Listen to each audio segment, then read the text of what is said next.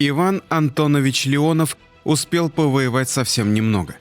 После окончания школы пилотов в Армавире, где он освоил самолет Ла-5, Леонов был направлен на Центральный фронт в качестве летчика 192-го истребительного авиаполка 6-го истребительного авиационного корпуса. Воевал Леонов 6 мая. Уже через месяц в боях на Курской дуге он одержал первую воздушную победу. Прикрывая группу бомбардировщиков П-2, Иван Антонович вступил в бой с вражескими самолетами, которые попытались атаковать ведущий советский бомбардировщик. По воспоминаниям самого летчика, это был довольно сложный бой. Набрал свечу, а потом через боевой разворот резко выскочил ему прямо под пузо.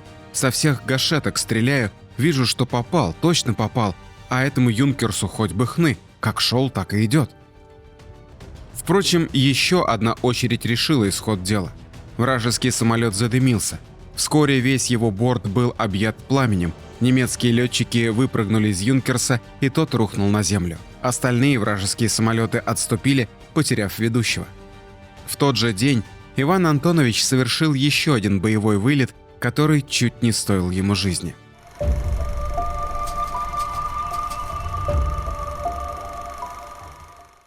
Боевое звено из 4 истребителей Ла-5, одним из которых управлял Леонов, вновь вылетело на воздушную разведку на участке Орел-Панери. У летчиков был приказ не вступать в бой, но старший группы Иван Шестак вдруг заметил группу немецких бомбардировщиков, идущих без прикрытия. Шестак постоянно летал в паре с Леоновым и уговорил его атаковать немцев. Молодые и горячие летчики ринулись в бой и тут же пожалели о своем решении. Со стороны облаков они были мгновенно атакованы группой немецких истребителей Фокке-Вульф-190. Бой был скоротечным.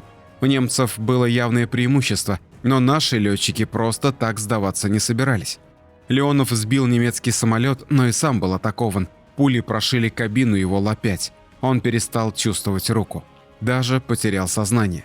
Когда пришел в себя, то самолет был объят пламенем. Пришлось прыгать. На земле Леонова подобрали советские артиллеристы и доставили в госпиталь. Из приказа командующего 16-й воздушной армии генерал-полковника Руденко номер 103Н о награждении Леонова орденом Красного Знамени.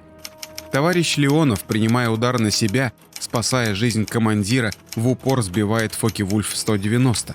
В это же время подвергается атаке вторым Фокке-Вульф-190. Самолет товарища Леонова загорелся, сам он получил тяжелое ранение в плечевой сустав левой руки. Не имея возможности управлять самолетом, отбиваясь от повторных атак вражеского истребителя, товарищ Леонов выбросился на парашюте из горящего самолета. Самолет противника упал в районе станции Змеевка. Опустившийся на парашюте немецкий летчик застрелен бойцами 331-го стрелкового полка, что письменно подтверждает командир взвода 331-го стрелкового полка лейтенант Зимин от 5 июля 1943 года. В госпитале не смогли спасти руку летчика. Он лишился ее по самое плечо. До марта 1994-го Леонов находился на лечении, а когда выписался, то стал ходить по всем инстанциям с просьбой вернуть его в небо. Но как летать с одной рукой? Кое-как Леонову удалось пробиться к командующему первой воздушной армией генерал-лейтенанту Михаилу Громову. Иван Антонович заявил генералу, что без неба ему кранты. Генерал дал добро на пробный полет. В итоге Леонов придумал себе хитрый протез, сделал наплечник из алюминиевой пластины и к нему шарнир с тягой на дроссельную заслонку. Этой рукой он уже мог управлять рычагом газа.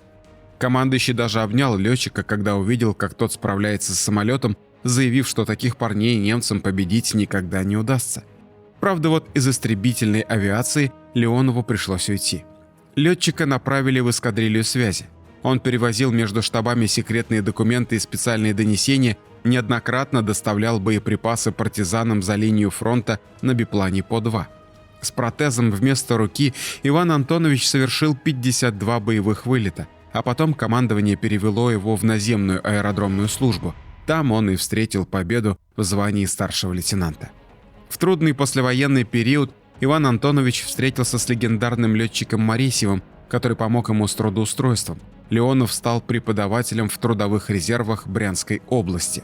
В 1995 году годовщине Победы в Армавирском военном авиационном институте летчиков узнали о необычной судьбе своего скромного выпускника. Руководители училища разыскали Леонова, подняли архивы и добились, чтобы подвиг отважного летчика был оценен по достоинству. Указом президента Российской Федерации от 16 февраля 1995 года номер 147 за мужество и героизм, проявленные в борьбе с немецко-фашистскими захватчиками в Великой Отечественной войне 1941-1945 годов, старшему лейтенанту в отставке Леонову Ивану Антоновичу присвоено звание Героя Российской Федерации. Ну а в 1999 году исполнилась его давняя мечта вновь подняться в небо. На спортивном самолете Як-52 в качестве второго пилота Иван Антонович вновь смог пережить все те эмоции, которые ощущал, взлетая на своем самолете в годы войны. Но благодаря ему и другим храбрым советским летчикам это было уже мирное небо. Ставьте лайк, подписывайтесь на канал и оставляйте свои комментарии. До новых встреч!